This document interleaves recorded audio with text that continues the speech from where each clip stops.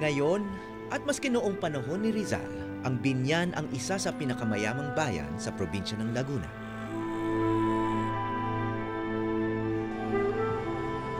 At nakatayo pa sa gitna ng poblasyon ang mansyon ng mga Alberto. Mga kamag-anak di umano ng ina ni Rizal, si Teodora Alonso. Ngunit wala nang nakatira rito at tila unti-unti nang naglalaho.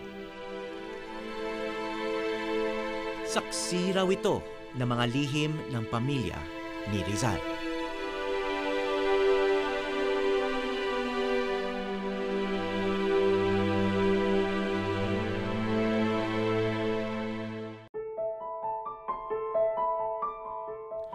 Tatlong gabi nang sunod-sunod na kayo'y lagi kong napapanaginipan at kung minsay madalas ko kayong mapanaginip sa loob ng isang gabi. Nais kong paniwalaang ako'y lagi ninyong nagugunita at iyon ang siyang nakakapagpangiti sa aking pag-iisip. Sapagkat sa ano't anuman ang utak ko'y bahagi ng utak ninyo. At ito'y hindi dapat pagtakhan sa dahilang samantalang ako'y natutulog dito, nakagising naman kayo dyan. Sa pamilya ng 11 anak, si Jose Rizal ang Niño Bonito. Matalinong bata na malapit sa ina, ang una niyang guro. Kaya nakapagtataka, sa family tree na ginawa ni Rizal noong 1896, ang huli niyang taon sa mundo. Halos kumpleto ang pamilya ng kanyang ama, si Francisco Mercado. Ngunit mula sa ina niyang si Teodora, walang sangay. Sinadya ba ito? At meron kayang nais na hindi ibahagi ni Rizal sa mga susunod na henerasyon? Pumunta kami sa Biñan, kung saan nakatira ang mayamang pamilya ni Teodora. Ayan na yung giba. Dito ko nakilala si Dr. Bimbo Santa Maria na matagal nang nagsasaliksik tungkol sa buhay ni Rizal. The Yuchenko Group are building these trellises around the house when the house is already being torn down. Dinala niya ako sa lumang mansyon ng pamilya Alonso de Alberto. Isa si Doc sa mga kumikilos para pigilan ang paggiba ng makasaysayang bahay mula sa lupang kinatatayuan nito. Rizal's, yung pagiging hero niya, malaking naging role ng kanyang ina. And then you hear people, yung bahay ng Alberto, hindi naman pala kay Rizal, sa nanay lang. How can you say lang? Nanay lang. That hurts, for a woman who has sacrificed a lot for her son, for her family, and for the whole country. Dahil kung wala nga si Rizal, walang pupukaw sa kaisipan ng ating mga kababayan nang dapat magkaroon ng pantay na pagtrato. May mga nakatambak na mga bricks tsaka yung mga bato. Mukhang kinakalas nga nila.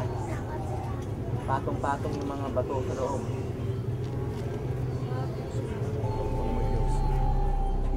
Mahigpit na ipinagbabawal ang makapasok sa bahay. Dito lumaki ang 5 anak ni Lorenzo Alonso de Alberto, ang sinasabing pinakamayamang residente ng Biñan. Napakalungkot naming magkakapatid. Hindi tama ang ginawa sa aming ina. Pinaniwalaan kaagad ang akusasyon. Ayon mismo sa mga isinulat ni Rizal, nagkaroon ng iskandalo at hidwaan sa pamilya at nadamay ang kanyang ina. Isang hidwaan kung saan saksi umano ang bahay na ito. 100 taon nang yumao si Teodora, ngunit hanggang ngayon hati ang angkan. At may banta na ang bahay nila ay kakalasin na at itatayo sa malayong lugar. 10 taong gulang si Jose Rizal nang magsimula ang isang pangyayaring magbibigay ng pilat sa kanilang kasaysayan. May tiyo siyang tukayo, si Jose Alonso, kapatid ng kanyang ina na madalas nasa Espanya. Teodora rin ang pangalan ng asawa naman ni Jose Alonso, si Teodora Formoso. Nakasaad sa libro ng historia na si Gregorio Saide na madalas bumiyahe sa ibang bansa, si Jose Alonso. Naiiwan lamang sa bahay ang kanyang esposang si Teodora at ang kanilang mga anak. Sometime in 1872, si Jose Maria Alonso came home from his trips to Europe and found the house to be deserted, empty. Senyorito! Senyorito! The wife was not there, the children were there, nobody was there. Buenas noches, senyorito. Ano yun? Anong problema? Kasi po wala po si senyorita. The wife went with another man. From Gregorio Saide's book, Senyorita. siyang nagsulat Sa niya. ibang lalaki. Ano? So sad na napendeho si Jose Maria Alonso ng kanyang asawa. Sinasabi rin na paborito ni Teodora Alonso, ina ni Rizal, ang bunsong kapatid na si Jose Alonso. Kaya sa sitwasyong ito, sumaklolo ang ate kahit pa labag ito sa kalooban ng kanyang asawang si Francisco. Actually, sa bukata ni Mrs. Bantog, nabasa ko, pinipigilan siya ni Lolo Kikoy, ni Francisco, si Lola Lolay. Lola yung tawagan nila, at Kikoy. Huwag mo nang pakilaman, away yan ng mag-asawa. But then gusto na maghiwalay, natural, sumama sa ibang lalaki eh. Pero hindi pa rin napigil. Hindi pa rin napigil ang Teodora. Naniniwala si Doc na sa sobrang galit ni Jose sa ginawa ng asawang si Teodora, ikinulong niya ito sa isang parte ng bahay.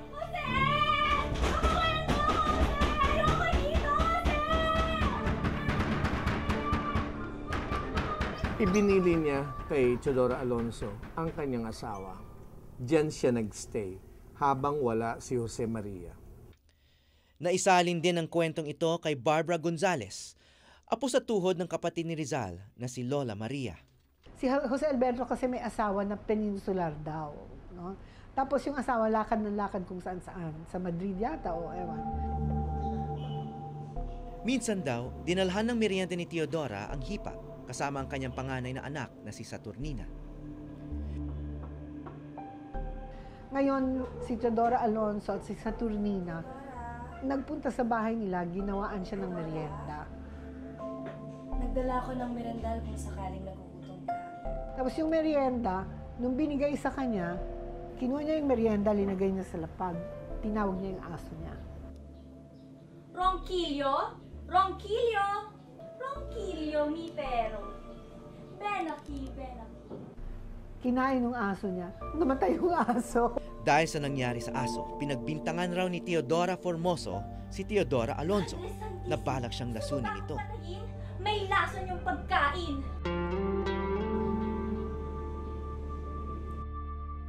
So sa galit niya, tinawag niya yung head ng Guardia Civil. So lover daw niya yon. Yon ang umaresto kay Doña Teodora kasi pinagtatangkaan raw siyang lasunin. Ang bintang na paglason kay Teodora Formoso ang naging dahilan ng pagkakakulong ni Teodora Alonso ng mahigit 2 taon.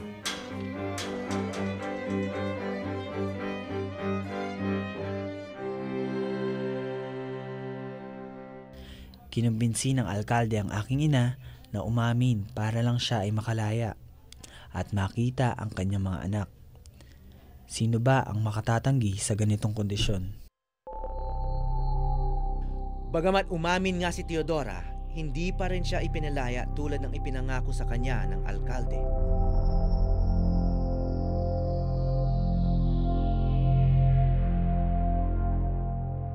Ang question ko naman, kung ako yung bakit ko papakain yung merienda ko sa aso kung hindi ko alam na mamamatay yung aso?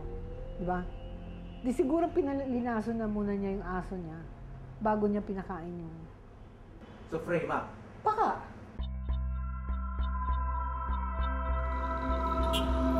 Lumipas sa mahigit 100 taon. Ang bahay na minsan ay naging tahanan ng mga Alonso, pagmamay-ari na ng mga Alberto. Sila ang mga sumunod na henerasyon mula sa angkan ni Jose Maria at Teodora Formoso.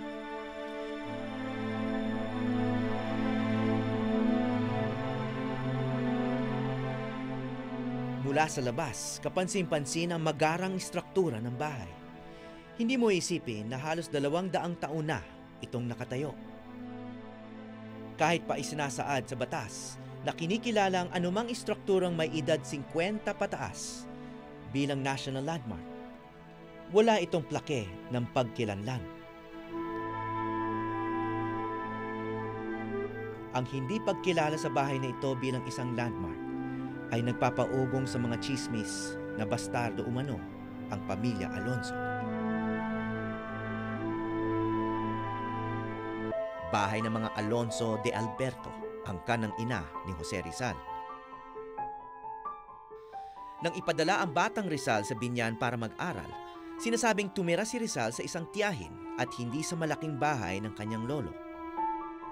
Sa tingin ko, noon pa lang, meron na silang hidwaan. At ito'y lumala. At makaraan ng 100 taon, tila hindi pa rin maisara ang kabanata sa bahay na ito.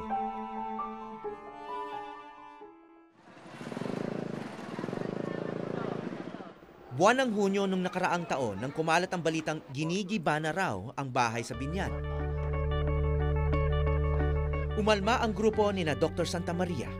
Sila ang United Artists for Cultural Conservation and Development ng Biñan. Kami po ay nag-mount ng isang cultural protest upang ihayag ang kanilang mga opinyon sa issue na to para makiisa sa advocacy to save the Alberto House. Sa harap ng bahay ng mga Alberto, nag-alay sila ng musika at drama. Para kay BJ Borja, mas malalim na ang pinaghuhugutan ng kanyang protesta dahil nakatungtong siya sa pamosong bahay bago ito simulang gibain.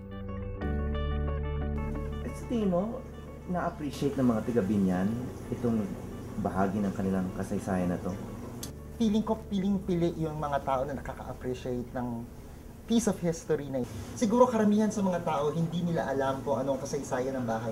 Alam lang nila, it's Rizal connected. Pero yun lang, pero hindi naman nila alam kung sino ba si Teodora Alonso.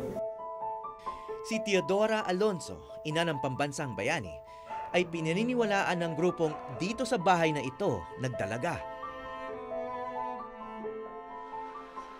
Nakapanayam ng GMA News si Ginoong Jerry Alberto habang kasagsagan ng issue tungkol sa demolisyon.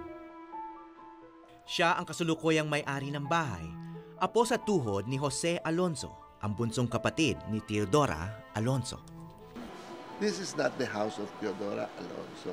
Teodora Alonso was not born here, although she is my grandmother. But this is not every house in the Philippines is heritage house. Teodora Alonso was never born here. She was born in Santa Cruz, and the worst part pa nga, her birth certificate in Santa Cruz was turned down because of some family reason. And that will come out when this house is finished. I will show it This is the house of the brother, half-brother pa of Teodora Alonso. Half-brother daw si Jose. Sa libro ni Gregorio Saide na ating ginagamit sa paaralan, ang sinasabing ama at ina ni Narcisa, Teodora, Gregorio, Manuel at Jose Alonso ay si Lorenzo Alonso at Brigida Quintos. Ngunit sa ilang libro ng mga mananaliksik katulad ni Asuncion Lopez Bantug at Austin Craig, nabanggit ang pagiging half-brother si Jose Maria Alonso. In the life of Rizal, there are so many versions. But in the book of Gregorio Saide, he said Jose Maria Alonso de Alberto is the brother of Teodora. But if you will be reading Craig, Austin Craig, he would mention Jose Maria Alonso Alberto as a half-brother. Pumukaw ito sa interes ni Dr. Santa Maria hanggang mahanap niya ang research paper na nagsasaad tungkol sa isang kasalang naganap sa pagitan ni Lorenzo Alonso at isang batang babaeng taga-Vigan. After finishing his studies, I guess, he was 24, he got married to a 12-year-old Paula Florentino. Fixed marriage, and then di sila nagkaanak. Now, surprisingly, according to some books, in 1824, 10 years after Lorenzo Alonso de Alberto married Paula Florentino, he was found living with Brigida Quintos.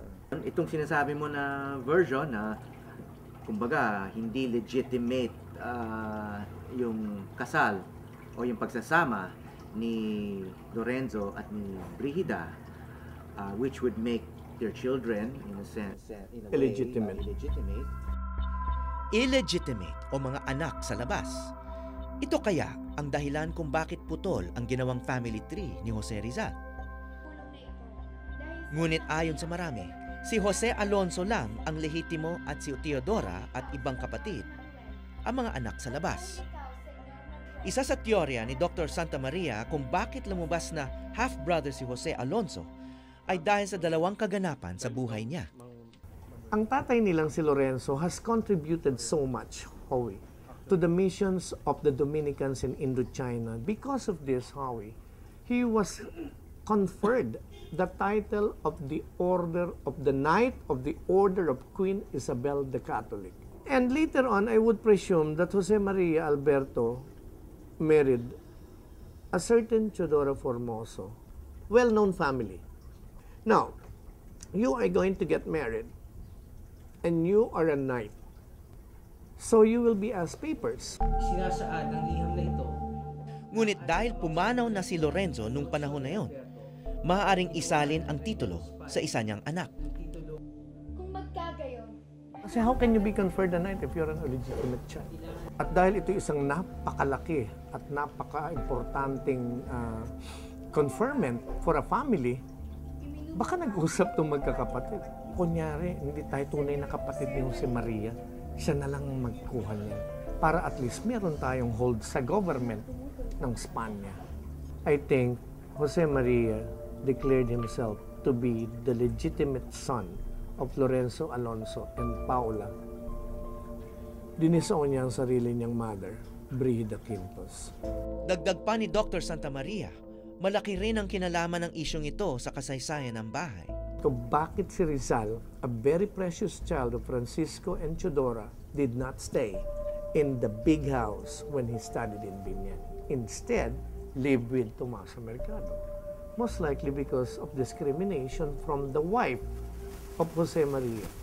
At sa paniniwala ng mga Albertong walang koneksyon si Teodora sa kanilang bahay, ito kaya ang dahilan kung bakit naging madaling ibenta ang istrukturang 200 taon na ang tanda. Magandang hapon po.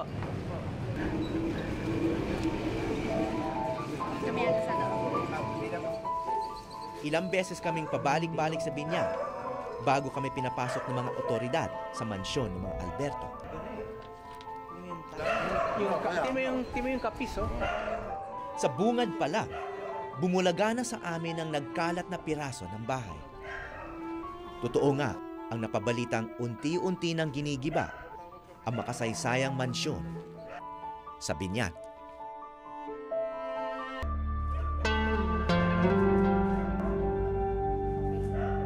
Kahit nabalitaan na naming sinisimot na ang loob ng bahay, nagulat pa rin kami sa nakita namin.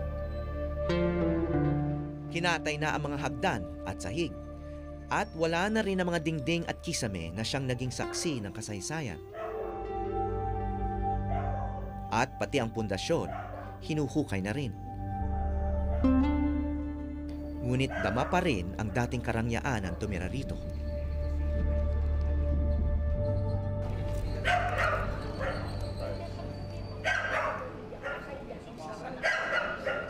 Ito pa yung mga orihinal na tisa na galing sa bubong. Napakaganda raw ng gawa nito. Napakatibay. Kaya hindi karaniwan tong tisa na nilagay nila sa bubong. Kaya ngayon, isa-isa nilang tinatanggal. At ito sigurong ililipat dun sa bago niyang pwesto. Hi! Nice to see you again, Mayor. Oh, same to you. Ayaw ng mga Alberto na malaman, makakonect sila doon na si Teodora Alonso, kung na ni Rizal ay ano ng Alberto, parang may Bastarda.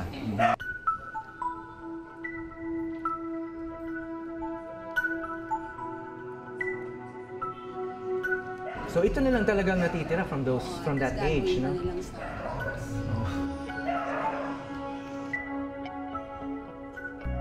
Sasabi na, o sige, ang ituro natin ang NHI kasi mas mataas yan sa atin. Pagdating sa NHI, hindi daw registered.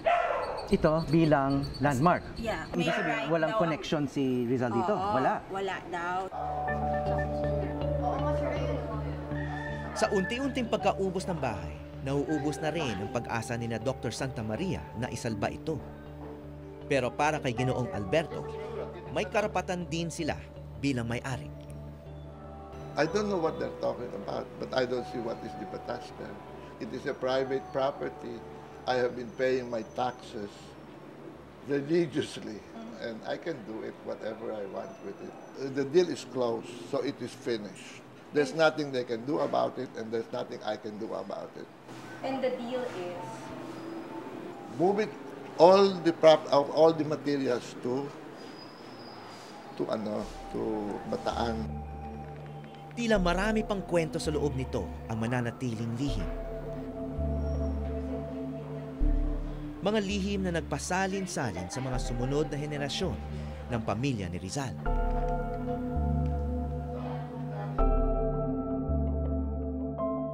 Handa naman itong ibahagi sa amin ni Barbara Cruz Gonzalez. Jose Alberto, na chismis na merong affair kay Saturnina, na anak ni Doña Teodora. Kapatid ni Jose Rizal. Kapatid, eldest sister ni Jose Rizal. Okay? Tapos ang chismis na yung si Soledad, yung youngest sister ni Jose Rizal, anak ni Saturnina kay Jose Alberto. Ang chismis pa, yung Soledad nga, anak raw ni Saturnina. Pero nung nalaman na buntis si Saturnina, pinagbakasyon somewhere. Tapos, sinundo ni Doña Teodora, matagal din nawala. Pag uwi, dala nila yung baby. Sabi ni Doña Teodora, kanya yon, yun ang bunso, si Soledad. We don't know. But Soledad daw was the prettiest. The youngest. Si Austin Coates, meron pa siyang, Austin Coates is the biographer. He also thinks that Soledad was the daughter of Saturnina. She's the prettiest because the father was mestizo. Was Jose Alberto. Kung totoo man, ang kwentong ito tungkol sa relasyon ni Jose Alonso at ng kanyang pamangkin na si Saturnina ay maituturing na suntok sa dibdib para kay Teodora Formoso, ang asawa ni Jose Alonso. Ito nga kaya ang mas mabigat na dahilan ng alitan sa pagitan ng mga Alberto at Alonso. Actually, I met them only once, the Albertos. And I felt parang, I never knew them. We were cousins who went there. Parang a certain difference. I don't know if I would say na galit sila sa amin. Hindi naman pero parang a certain, yung ilag, a certain ilag. I thought it was because nga illegitimate yung Teodora Alonso. So I thought baka yun, no? Pero, and when I asked if that room was where it happened, sabi ko lang, ito ba yung kwarto kung saan nagsilbi ng merienda si Teodora sa asawa ni Jose Alberto? Walang sumagot.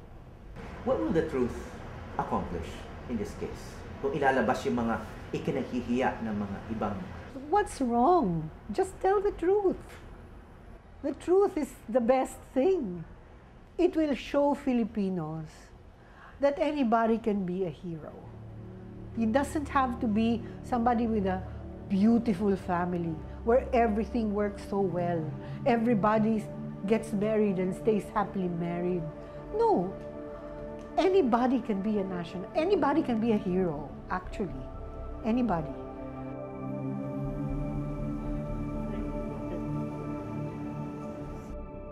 Sa Rizal Library ng Ateneo de Manila University, nakita namin ang isang ginuhit ni Rizal na nagpapakita ng mga ugnayan sa kanilang angkan.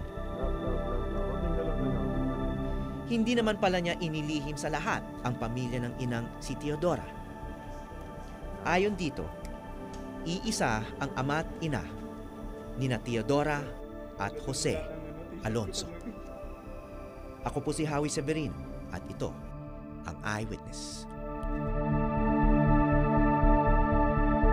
Tahan na mga anak, aawit ako ng uyayi. Ngayong alam kong umiiral ang mga bagong puso't kaluluwang ipinaglaban at pinagbuwisan ng buhay ng aking mga anak na bunso. Kamatayan! Pinatutula mo ang aking anak. Buhay, pinatutula mo ako ngayong gabi. Mi peden versos. Mga anak, hali kayo. Nais ko kayong hagkan ang aking liwanag.